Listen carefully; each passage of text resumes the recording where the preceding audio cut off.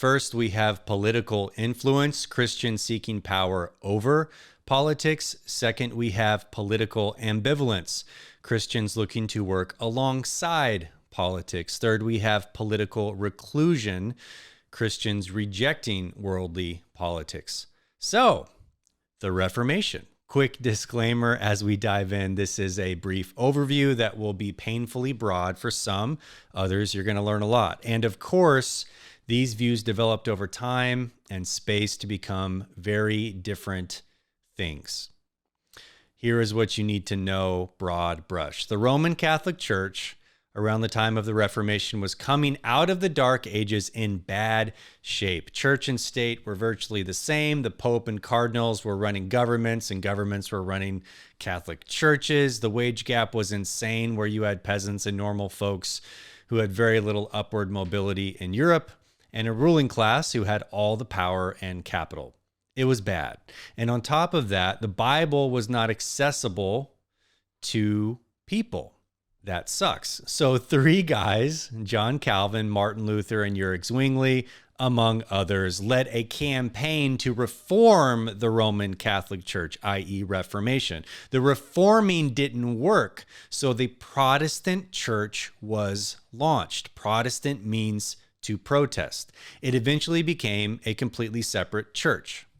The Reformation was seen as a move back to the Bible, back to living for God according to the scriptures, and a rejection of Roman Catholic tradition, along with the Pope system. We had 5 solas, 95 theses, Bible translations and towers, lots of angry debates, indulgences. Google it. So how did these reformers in the 15th century view political engagement? First, John Calvin was a proponent of power over politics. Calvin simply adopted, with a bunch of Protestant nuance, the political theology of the Roman Catholic Church. Remember, the Roman Church ran various states and provinces, and Calvin just adopted this position and posture. Basically, Calvin believed that through power and Protestant government influence, the kingdom of God would spread. This, of course, included war, conquest, and actually putting hits out on heretics, killing fellow Christians for believing the wrong thing. This position looks to Moses, David, and Daniel to justify Christians being in any position of political power and killing non-believers, and it was a straight medieval political theology dressed up in early modern and reformed garb. This is the most pervasive view in North American Christianity among dominant culture Christians like me. Though it's nuanced, again, wrapped in modernist language, this view rode the colonial wave with the Puritans into the northeast of America. The power over politics position, listen, has been the yeast to the bread of the downfall in the West. This view replaces Israel's conquest in the Old Testament with the Protestant Christian conquest of the colonial world, and most certainly North America. Read about the doctrine of discovery. This view encouraged the church to cast itself as the new Israel in the world. This view suffers from a Dark Ages Constantinian Augustinian hangover. It's a huge move away from Jesus. Did we get many good things out of the Reformation? Sure. But this Calvinistic power over politics position gave way to manifest destiny and the weaponization of the Bible and doctrines like sovereignty and providence to enslave Africans for the sake of Jesus and expanding Western, civilizing natives for the sake of Jesus. This position, when left unchecked by the politics of Jesus, always results in the witness of the church disappearing. This is what we have seen time and time again in U.S. history. We are still suffering from these sins. If you're looking for someone that is doing good work trying to redeem this view, I'd read James K.A. Smith. Probably Desiring the Kingdom is a great start. He has had a big impact on my thinking. Second, you had Calvin's contemporary and pal, Martin Luther. He's the 95 Theses guy. Luther represented more or less political ambivalence, Christians working alongside politics. Luther wasn't in the Calvinistic game of becoming a king or leader of a country for Jesus. Luther developed a two kingdoms perspective where you had the church and the kingdom of God and the state and the kingdom of the world. He was careful not to take up too much political influence because he did not expect the church to have too much political influence, because he did expect the church to have some separation. Maybe vote, maybe not, maybe engage in the process, maybe not. Does that sound like some people you know? Those holding this political theology will look to Paul, who didn't seem that politically engaged, and he just planted churches and didn't speak much about the politics of his day. There are also many Christians in the United States, especially those from majority culture, who are more Lutheran in their political theology and don't realize it. This position, when left unchecked by the politics of Jesus, always results in a lack of political engagement and a diminishing of Jesus's kingship as it relates to the public square. Third, you had MENNO Simmons, who was an Anabaptist. This view represents political reclusion, Christians rejecting worldly politics. So the disciples of Luther, Calvin, and Zwingli decided to take the mandate of sola scriptura and really follow the Bible alone.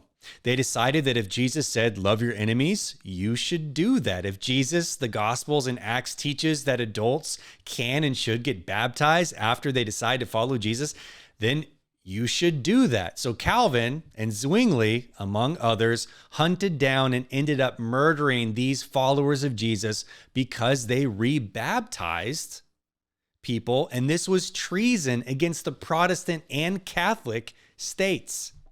Remember, these countries were Protestant or Catholic countries with very little separation of church and state, and violence was more than normal. Because of the Anabaptist belief in following the teachings of Jesus and loving their enemies, they didn't fight back, and many were killed. They became a separatist group that ended up fleeing persecution from Catholics and Protestants alike. Historically, this group here in the U.S. has been known for their stance against war, loving those suffering from war, helping build the mental health care system, and support of disaster areas across the country. Listen, I love me some Mennonites, but they are also known for their political inactivity. This is a problem because Jesus is anything but politically inactive. The Mennonite view, left unchecked, simply disengages from the problems of the world for the field, a quote, quiet in the land that Jesus confronts. All three of these positions are lacking. All of these positions are broken. All of these three positions are not fully in keeping with the politics of Jesus. So as you, a leader thinking through power over politics, Calvin, working alongside politics, Luther, rejecting worldly politics, MENNO Simmons, I want you to think about the people you are leading and which camp you find yourself in, if at all. And remember, the Reformation is so relevant for the faith traditions we find ourselves in. Why? Because Reformed theology, for better and oftentimes worse, is the primary and dominant theological import of the colonial era. So we find ourselves suffering from malfunctioning political theologies in our churches. I will turn to our fourth position as the solution, but first, I want to make some comments about these three positions. And I want us to reflect on these observations in your own heart and your own leadership. First, These three positions are not entirely mutually exclusive. This means that I am not setting up three camps that are enemies of one another. Some are more compatible than others, but they are not necessarily against one another. Second, so much of your political theology is dictated by your social location. For instance, the Anabaptists were forced to the margins of European society and over time began developing a theology of seclusion. This cannot be overstated. Consider how your culture, social location dictate your thoughts and feelings towards politics. 3, your theology in other areas will impact your understanding of these political views. For instance, many reformers around the time of the Reformation were amillennialists in their eschatology, their view of the end times. This meant that they believed the kingdom of God was fully present on earth. Jesus was in some sense fully reigning on earth, and Satan was being bound up by God. The end was now, and it was the duty of the church to take up the sword now, the sword of government, to bring Christ to the world, ushering in the kingdom. This had an impact on their political theology. Always stay aware of how other theological categories impact your politics. 4, and listen to me here because this might be novel. None of these three political positions were capable of rejecting the violent, unholy enterprise of colonizing North America. When Calvinists, Lutherans, Mennonites, and Puritans came to the land of North America, the gospel they carried, the disciples they were making, and the political theology they were promoting allowed for the ongoing dehumanization of natives, stealing of land, theft of bodies, and the overall promotion of white supremacy and a defense of whiteness. This can't be emphasized enough.